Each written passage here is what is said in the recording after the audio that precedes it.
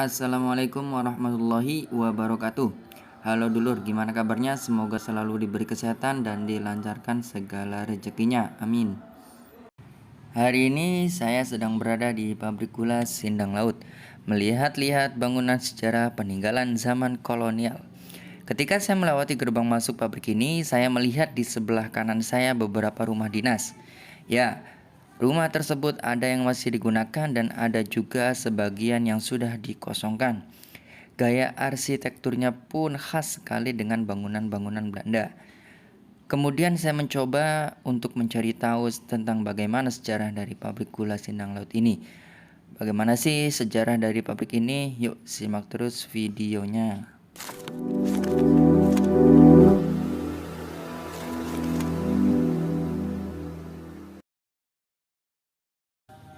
Berawal dari berakhirnya tanam paksa di Belanda pada tahun 1860 dan terjadilah politik liberal yang dimulai tahun 1870.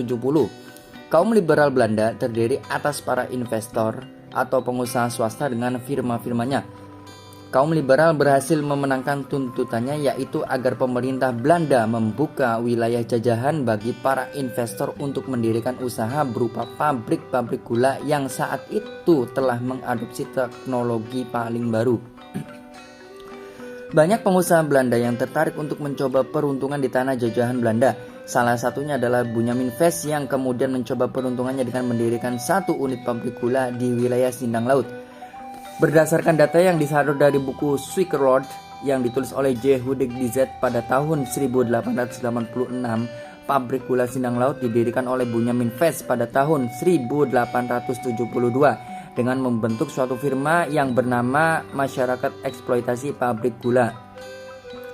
Menurut data yang terdapat dalam Colonial Verslag tahun 1905 dan Opgaven tahun 1904, dari lahan tebu yang dimiliki seluas 1152 hektar dengan jumlah tebu yang ditanamnya mencapai 1.378,351, pabrik gula Sindang Laut ini mampu menghasilkan gula sebanyak 409,14 ton.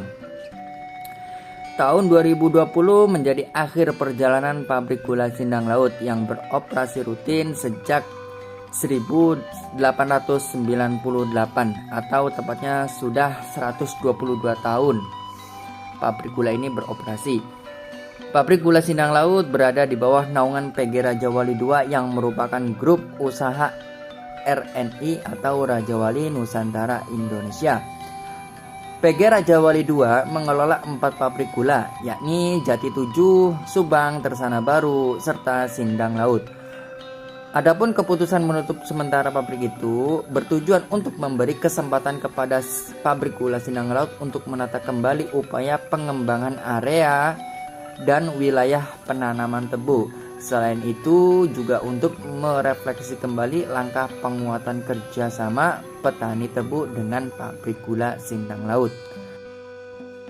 Menurut saya pribadi memang sangat disayangkan apabila akhirnya pabrik gula ini harus ditutup. Selain karena sebagai penghasil gula, pabrik ini merupakan warisan cagar budaya peninggalan kolonial yang semestinya harus dijaga dan dilestarikan. Paling tidak dengan melestarikan dan menjaganya, kita bisa berkontemplasi tentang bagaimana perjalanan pabrik ini. Sebuah bangunan yang menjadi saksi bisu dari kejayaan dunia industri kita di masa lalu.